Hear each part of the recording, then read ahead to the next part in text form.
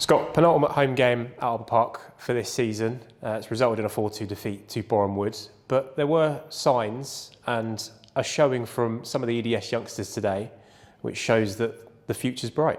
Yeah, I just said to the lads in there, I can see past the result, purely because of the amount of debuts that we've obviously got into the team today.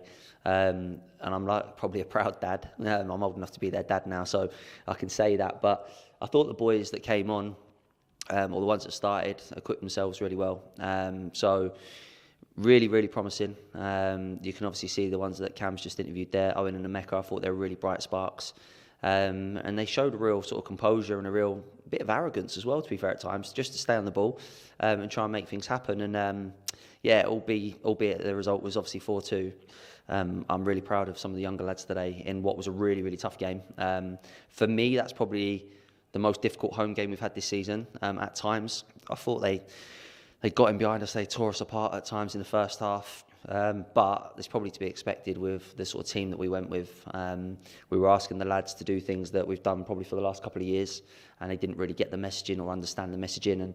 And I'll take responsibility for that, no problem at all. But I thought at 2-1 we were in the ascendancy without creating loads, but I thought we were knocking on the door. And then at 3-1, the penalty, if that goes in, you might get a bit of momentum. 4-1 obviously kills the game, and then Emeka, I think, sets up Davies for the second goal. So overall, it's a disappointing result, but there's a lot to be pleased about at the same time. And just to quickly clarify then, before the game started, there was a bit of a rush before kick-off because I believe something happened with Slav during the warm-up.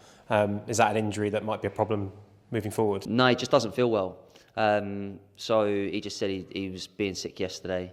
So disappointingly, he told me, and I told Yella today when he arrived. So it didn't allow us to sort of deal with the situation that well. So Sean came in off the bench and went in and obviously started and got 90 minutes. But yeah, it's just an illness. So fingers crossed he might be all right for Monday. But to lose Slav is obviously huge. He's our sort of focal point up there. So it just felt like one of those days, but what can you do? You have to just get on with it.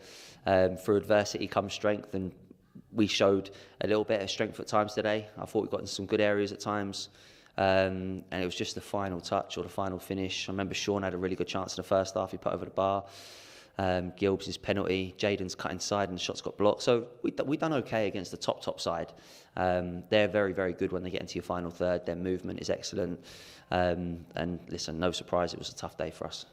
A few more young players to talk about as well. Of course, with Slav's injury, it forced Brian Nelson into the substitutes bench as well. He then came on eventually, and then also I believe it was Ollie Spicer's first league start as well. Yeah, it was. So Spicer probably didn't get in the game too much in the first half.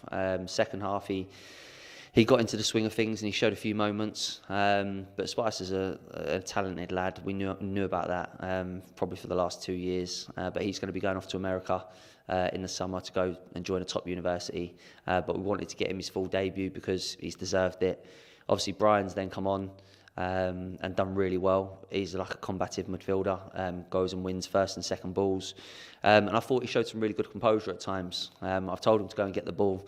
That he had a shot, I think, from about 40 yards. It was like one of my ones. I told him he's got to go and get the ball at the school. But no, listen, I think they can go home extremely proud. I'm really, really happy in so many ways, which probably sounds a little bit odd after a defeat. But we've just played Boreham Wood. I think they talk about their budget and their sort of power that they've got financially. So I'm not speaking out of turn. So to go head to head with a team like that and give a decent account of ourselves with a squad that was probably lacking experience without our number 9 in the warm-up, I am proud. Other people might feel a bit different or see it differently, but I think there's a lot to be happy about. And just a brief mention then for the other man in all of this, John Gilbert probably scored the pick of the bunch of the goals today as well. He's done it all season for us, assists and goals.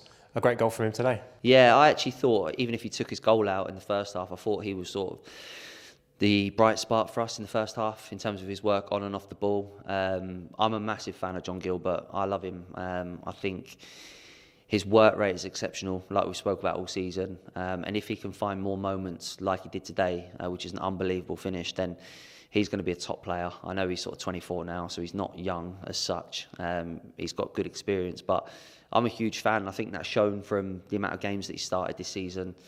We've very rarely left him out. He's been a big part of us. So I'm delighted he's got his goal today. He probably would have liked to have scored more throughout the season when he gets into those areas, but disappointing with the penalty. If that had gone in, you just don't know. They might not have been all out attack and front foot. They might have sat in and let us have a little bit more of the ball, and you never know what could have happened. But ifs, buts and maybes in life don't get you anywhere. But yeah, disappointing that he's missed it, but there's no blame. And quick turnaround again now, Chesham away on Monday. How would the squad be looking to look like based on the fact we've seen a few players not in the matchday squad today? Are we likely to see a few faces return? Really difficult answer. I could be honest, or I could maybe sugarcoat it a little bit. Some of the lads have told us that they're going to be moving on in the summer. So I don't really want to put them in the shop window at the moment. I'd rather give youngsters an opportunity and people that are committed to the club for now. And there's no sort of sour grapes or anything like that. But what's the point? I just looked at it and I thought I'd rather give the youngsters that have got the energy, the will, the desire, the hunger to go out and play and see how they get on. So the lads that might be moving on, I'm sure as soon as the season's over we'll announce it. Some of it's probably mutual and other decisions are kind of out of our hands, but that'll be evident, I guess, in the coming weeks. But it is what it is. But yeah, that's the reason why we probably left a few out today. And there's actually probably a couple that are back fit that didn't get back into the squad for similar reasons. So was it naive of me to do that? I don't think so. I'm really pleased, and like I said, that might sound really strange, but we've got to remember who we've played today. I think they were one of the favourites to go and win the league, and I'm shocked they're not up there because I think that's the best team we've played this year. I thought they were exceptional at times. Their movement, their quality, they can hurt you in so many different ways, and I thought we gave a good account of ourselves. And about Chesham, then our opponent on Monday, a tough side. They've had a really good, successful season back in the National League South. They will be a tough opponent, won't they? Yeah, listen, Chesham have done extremely well. Really tough place to go. I heard many managers talk about their pitch. I think Spencer Day spoke about it the other day and said that it's horrendous and this, that and the other. But we'll have to pick a team to go there and try and fight. They put balls in your box. They run, they fight, they scrap. They give absolutely everything for their managers. So it's going to be extremely tough. It's a bit of a local derby as well. It's not far.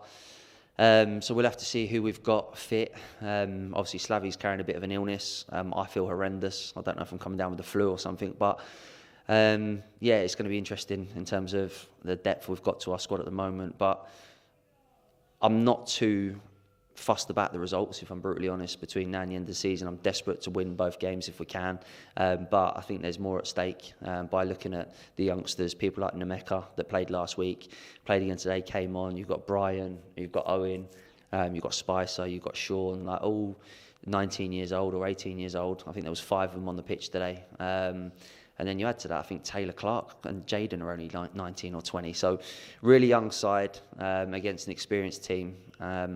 Good crowd. So there are a few positives. But we look forward to Chesham on Monday, which will be extremely tough. And then hopefully get a bumper crowd at home to Hampton next week and hopefully finish the season on a high.